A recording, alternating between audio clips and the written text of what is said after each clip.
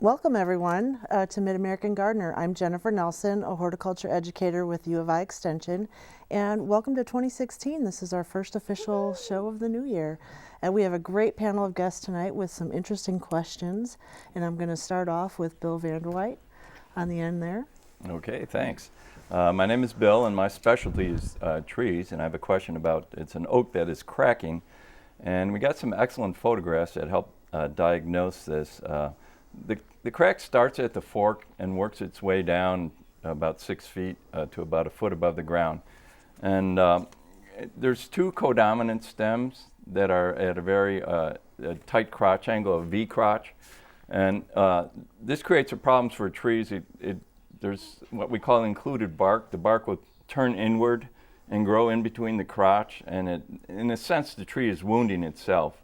And over time, given the right conditions, the tree could split apart. So that the individual was asking for some remedies to take. There is one remedy that will not cure the situation, but will mitigate the situation. That's cabling. And cabling typically is done either with like a lag bolt or a threaded rod that will go all the way through the stem, and then an extra high strength steel cable is placed between those eyes. And that's a solution that might work. There is a newer cabling method that uses synthetic rope, and you don't have to drill into the trunks. They have a type of a sheath that goes around the stems so you don't girdle, and that rope is good maybe for about 12 years. Without seeing the tree, although I don't know I can actually recommend cabling, you really need to have a certified arborist look at it to determine whether this is appropriate for that tree. It looks like there's some significant decay in the trunk, and that won't go away or, quote, heal. So you really need to have somebody look at that. If you go to the website of the International Society of Arboriculture, they have a list of certified arborists, and you might want to check for one in your area. Have them look at the tree. It really needs to be looked at. Thanks, Bill. Definitely sounds like something that's not a do-it-yourself project. No, not at all. Nice pictures, though. Yeah, very they did a good. really That helps. job. Okay, our next panelist is Sandy Mason. You have a plant ID. Yeah, I do. I am Sandy Mason. I'm with University of Illinois Extension. I'm a horticulture educator. And, we're always getting plant identification stuff. People always end up with these plants and then we're not quite sure what they are. And the nice thing is Ellie from Leroy did such a nice job of, again, sending us pictures. But she had she actually has this particular plant. She said the leaves are almost rubber-like. The smooth shape, great descriptions. Way to go, Ellie. And they do get these little flowers that you can see right there, those little pink flowers. And then after that, the fruits form these kind of reddish, kind of ball type fruits. And they're very pretty. They're pretty plants. And these are actually, these are ornamental. She said it is one of those things that showed up in her yard. And the nice thing is about these is, or I guess the nice thing is the fact that they're very, very tolerant of really hot, dry areas. So that's the good part. They are ornamental. We were just talking a little bit. There's a newer variety called Limon, which is kind of that chartreusey foliage, which I think is probably the one that Ellie has. So that's the good news, and they're very, very pretty. They are a tender perennial, but maybe the good news, bad news is they do have a tendency to reseed themselves. So Ellie, I hope you like the plant because I have a feeling you're going to find it over and over again. So you can either take that as a good thing or a bad thing, is the fact that you can have these over and over again. So it is really one of those. This is one of those plants that's actually related to purslane. So they produce lots and lots of seeds. And the nice thing is they do like that. They are fine on hot, dry.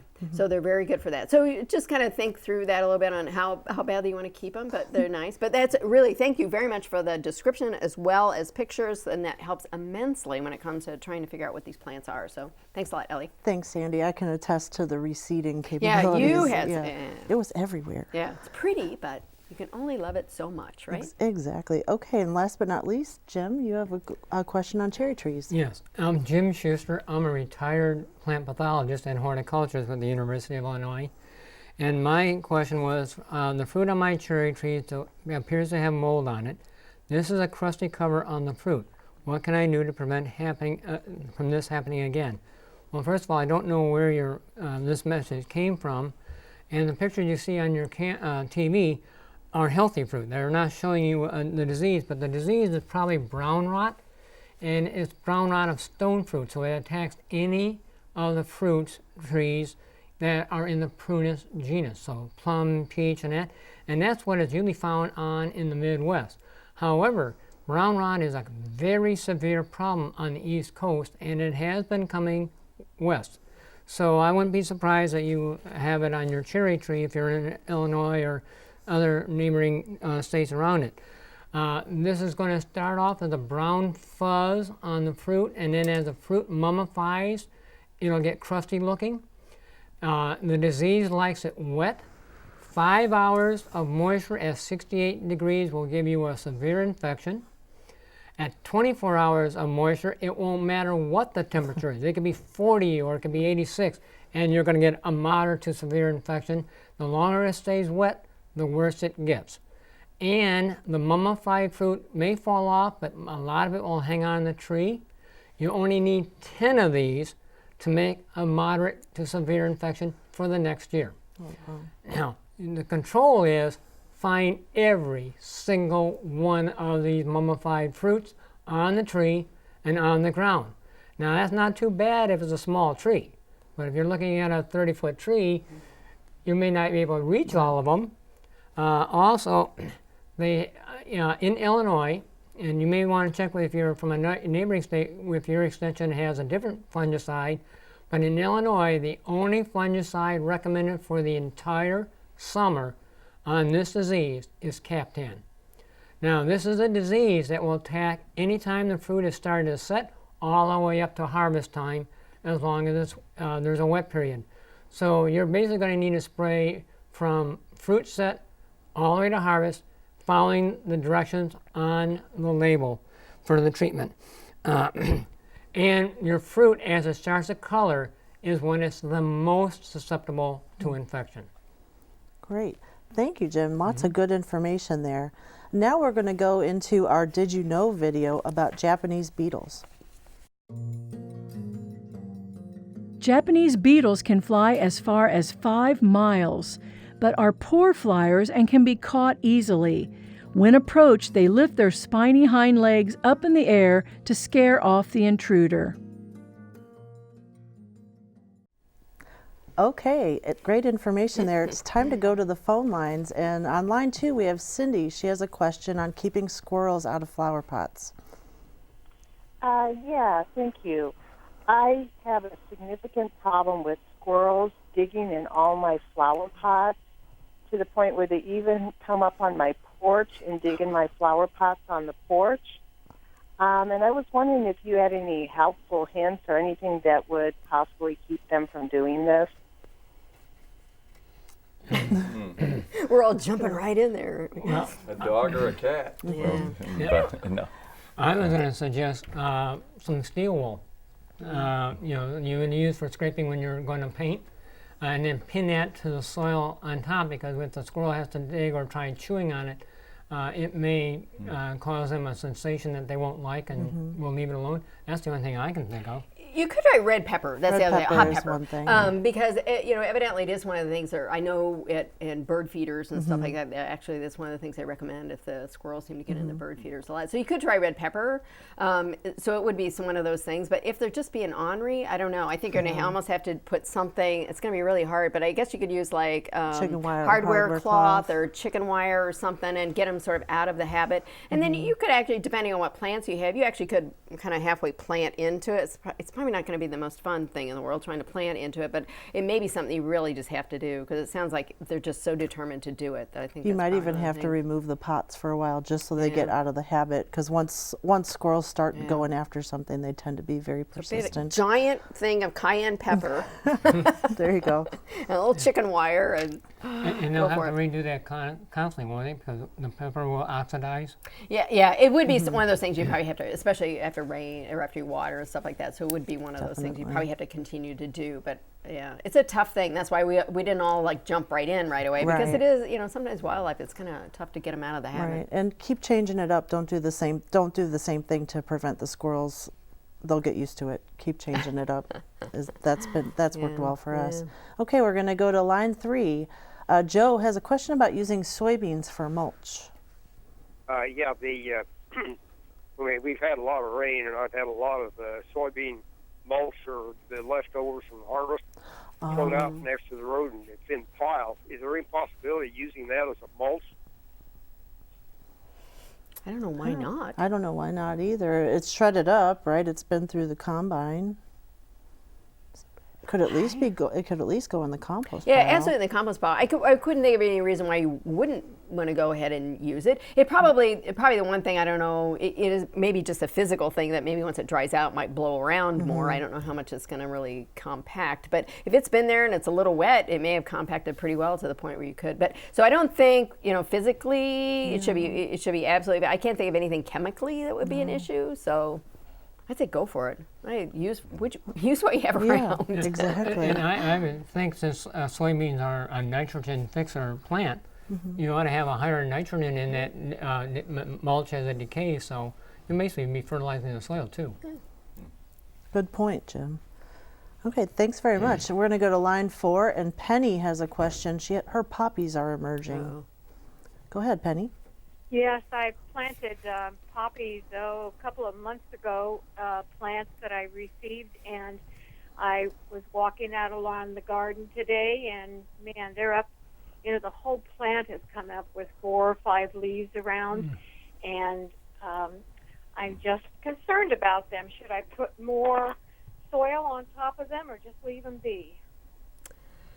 Yeah, I've seen all kinds of things. I've seen daylilies coming up. I mean, I have daffodils coming up. So there's a lot of things going on. I mean, personally, I wouldn't put soil at all. No. But I would probably put something like maybe shredded leaves or something to try to help protect Maybe them. a little bit of mulch. Maybe a little mulch, some lightweight mulch. You just don't want anything particularly wet Right. because poppies have a real tendency anyway to rot. So you want to make sure it's something that's going to be pretty lightweight stuff. That's going to be the biggest thing. So shredded leaves and stuff. I think we're going to find this more and more as we go along. It's been so warm that things have. But fortunately, plants have evolved with cold winters and warm winters, so hopefully they'll be able to pull through. Yeah. So shredded leaves, something along those lines would be great. Or stuff off the soybean field. Maybe. There you go. There you go. Use what you have. Use Right? what they have. Okay, thanks a lot. We are going to start in on another round of emails. Bill, you have one on a cherry tree? I do. I have another. Well, I've got a cherry tree question. It's a little different than what Jim had. And it has a problem, again, with cracking and bark peeling back. Now and it's a 35-year-old tree, which individuals said that they thought the tree would have plenty of time, but that's pretty darn old for a cherry tree. Again, most of the stone fruits, which Jim mentioned, are not all that long-lived, and unfortunately they tend to be beset with a lot of problems. Now there's one thing that we see in cherry trees quite often. We see frost cracking. Those are long cracks typically along the trunk. It happens in winter when you get a nice warm sunny day, and when the sun goes down there's such a difference in temperature between the bark in the sun and that was shaded. That abrupt temperature change when the sun goes down, it causes the bark to crack and you get the frost cracking. Again, there are some fungal issues that can create cankers along trunks. Again, it's probably very difficult to control once you say, Jim, I don't know what you can do about it. And some of that, the bark peeling, that's really is that exfoliating of the bark is normal for a cherry tree. But I guess when you see it along with the canker, it's probably a good indication that you have some problems. But again, in some areas you might be able to prune it out, but if it's in a centrally located area, it's going to be difficult. You're just going to have to live with it, really. All right. Yeah. Well, thanks a lot, Bill. Changing topics kind of drastically. Sandy's got a question on vermicomposting. Yeah, this is great. I think it's always fun. I think, to me, the great thing about gardening is trying something new, do something different. So vermicomposting, we had a viewer asking about, could you please talk a little bit about vermicomposting? They're learning about it and they want to know kind of the how-tos. Well, we could do a whole show on vermicomposting. And if you're not sure what that is, it's actually composting using worms. I think it's kind of fun. Yeah, worms. Look, look, how fun is that? The one thing about the worms that you use in vermicomposting, they're not the same thing, probably the biggest thing, they're not earthworms. So they're not those things that, those really big worms that you'll see out there. They're not the same things. These are red wigglers, and these are ones that actually like that composted, halfway composted stuff. Earthworms you're not going to find in your compost pile like that. So the nice thing is wigglers love compost. So that's one of their things. And so you can do it any number of ways. I think there's a bunch of different books out there on it. We kind of like that one, that Worms Eat My Garbage, which is really kind of a fun one. It's been around for a number of years. So Worms Eat My Garbage, that's a fun book. And you can do vermicomposting in your basement, your garage. And so the nice thing is you can have these bins, and actually I like vermicomposting for this time of year. Yes. Because if you're, we all have scraps from the lettuce or whatever, any of those vegetable scraps as we're cooking our meals. And then if you put them outside right now in your compost pile, well, nothing's going to happen. It's too cold. Where if you have a vermicomposting bin in the basement, in your garage or whatever, you can actually go ahead and put those scraps in there, and then the worms will have a great time. You can use coffee grounds. Really, all those kinds of things are really, really good to use. So there's any number of things. And the nice thing is, why do you do all this? Well, it's really, you are producing compost, but it's this what are called worm castings, but it's really, can I say this on TV, worm poop? Well, I just said it. It's worm poop. It's worm manure, there it is. And the nice thing is it has a lot of nutrients in it that plants love, and it's also a good soil amendment. You're not going to produce vast quantities of it, but it's going to be really good for all kinds, like if you're doing just, top dressing, maybe your vegetable garden, there's lots of different things you can use that compost for. So it's a great way to get rid of all those scraps. It's kind of a fun thing. I think it's a great thing, if your kids, want a pet, absolutely. you want to start out with a simple pet, worms would be great. And you just get red wigglers. You can order them, but generally I go to, bait shops have red wigglers too. So get the basics down on, it's basic of composting, but you're actually adding worms in there too, to sort of speed up the process. So pretty fun. Great information. I can attest to the fact that kids love it. My 2-year-old son loves to get in with the worms, and he wants to play with them. Like kids, they're really in, I had to draw the line when he wanted to bring one in the house. Oh, okay, that would be. They had to stay in the garage. Yeah, good. So great. Thank you for that question. I hope people will check that out and try something new in 2016. Thanks, Sandy. Okay, Jim, we've got a dying plant question here. Yes, and based on the pictures I was sent, there are, first of all, 2 leaf diseases that attack dumb cane. And the first one makes a big brown-gray spot on the margin and tip. And based on the pictures that came in, or that I received, is the other one called anthracnose. And anthracnose also goes on tip and leaf margin, but also anywhere in the leaf. And it makes brown spots with yellow halos, and they can merge together and eventually kill the entire leaf. When looking at the plant itself, in that pot, you don't have the right size pot. You have to picture taking a plant and squeezing the foliage down into a ball and picturing what that volume would be compared to the volume of the soil in the pot. And the minimum of volume of plant to pot should be 1 to 1. Maximum 2 plant volume to 1 pot size. And the pictures that I was sent, you've got about a 3 to 1. And you've got 3 pot to 1 plant. And that means the soil won't dry out fast enough, and you're going to have root rot too. And looking at the amount of leaves on this plant, you either have a severe anthracnose infection, or you also got anthracnose and root rot, because your total foliage is terrible on this plant. And so my first thing I would suggest you do is take it out of this pot and put it in a pot that's at least 1/3 the size of this container. And there is basically, they recommend using a fungicide on house plants. I don't like to recommend a fungicide used in the house in the winter. If you need to use a fungicide on this plant and it stays alive until spring and it's warm enough to take it outside, use a fungicide on it, let it dry, and then bring it back into the house. And then when it's time to redo the fungicide, again, take it back outside. But don't ever apply a fungicide on a house plant inside the house. Great points, Jim. Yep. Thanks a lot. Okay, we're going to switch over to our Mid-American Gardener quiz on tomatoes.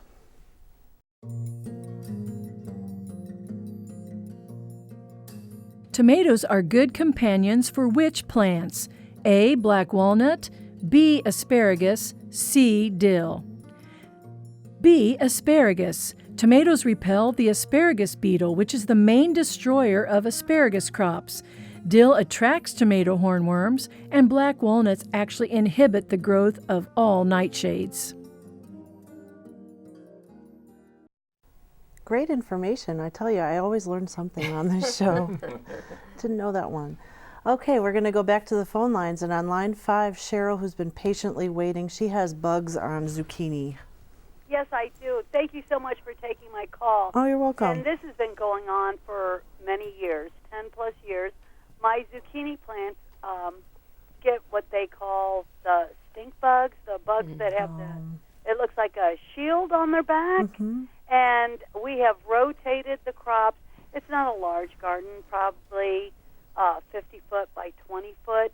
And we've tried covering the garden in the winter, tried doing everything, but every year we get these stink bugs keep coming back. And the plants start off looking beautiful, and next thing we know, they're covered with them. My husband refused. My father always said, throw some 7 on them. And my husband refuses to go that way. He said, he wants to go organic. Yeah. So we've tried the Dawn. We've tried they just come back in droves. Is there something else we can do to take care of this? One of the recommendations would be to plant every other year because they do overwinter in the area. And if they have nothing to feed on for 1 year, the numbers will drop way off. They don't eliminate them, but it drops way off, so it reduces the population. And excuse me, and the area is basically like 10 blocks in every direction. So you can't have any neighbors growing the plants either, because they'll just fly back and forth between the yards. So, but 7 is a recommendation. Most of the other things that they have out there just aren't going to work. Yeah, that is a tough one. And it may be, and sometimes I've recommended that, where sometimes you just have to take a break. And I don't know if there's some other squash that you like, because I think isn't Hubbard one of them that doesn't get it quite as bad? I think there's a few of them that maybe you don't get. I know it's not directly. You can't take the 2 zucchini and Hubbard, but you may just find that you have to do that. You could always, the problem is you could use floating row covers or actually cover them up. And that, I don't know, it's like a spun bond material and you cover them up. The problem is, of course, that they have to be pollinated in order to get fruit. And so if in your spare time, you could like hand pollinate them. And maybe your husband could help out with that. You guys could do the hand pollination. And if you don't have a big garden, it actually can be done. It's kind of fun because they have male flowers and female flowers. And so you could do that because that will help to at least keep them down to the point where if you put it over early, just as zucchini's growing, that can help. So I don't know. It's a really tough question. I had a little bit of luck by delaying my planting. It didn't eliminate it. It reduced the numbers some. And if you're really diligent, you can spot them when they're small underneath the leaves and remove them. Yeah, that's a good thing. And actually, the egg masses, they're kind of yellow. Yeah, they're pretty yellow. easy to see. Yeah, and if you again look underneath the leaves, you can see the egg masses. Again, in your spare time. In your spare time, you can squish them, and so if you really want zucchini. Great. Thanks. On line 3, we have Maynard with a solution to our squirrel problem from earlier. Woohoo! Let's hear it. Go ahead, Maynard. We might have lost him. Darn! We're not going to know how to. The solution was right there at our fingertips. Okay, we're going to go to line 4. Michael has a question on starting hibiscus seeds. Hello there. Hi, Michael.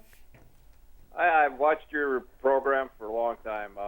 I've harvested the seeds off my hardy hibiscus plant, and I've had pretty luck to get them to grow. But I'd like to know what I should do to get them to grow from seed. Is there anything special I should do with them? I've done it before, and I didn't do anything special. They were just I just started them in the spring along with some other plants. I would say I started them, say, March-ish, give them time to get big enough for the garden. But I didn't have to do any kind of special treatment to them or anything. Except for not planting them too deep. Except for not planting them too deep, yes. You want to go 2 to 3 times the diameter of the seed. Yeah. Good point, Yeah. Jim. So that would certainly be one thing. Okay. All right. Michael, does that answer your question? You still there? Yeah, I'm still there. I was just wondering, what time should I start planting? I would say March would be a good time to start, and just keep a good eye on them, make sure they have good leaves before you transfer them out to the garden, and give them a chance to get acclimated before you don't just stick them out there. Let them have some time outside before you transplant them. Will you be looking at like a 6-inch height for Yeah, transplanting? that's what I would say. So did they flower that first year? I'm just curious. So these are the trying to ones. remember. So are we talking? These are We're the- talking about the perennial. Yes, the big Yeah. perennial dinner plate. So did they flowers. flower the first year? I don't think Just mine curious. didn't flower the Yeah. first year, but they were super hardy. Okay. A great show tonight, you guys. Yeah, fun stuff. Lots of fun stuff. All right, thanks a lot, and we'll see you next time.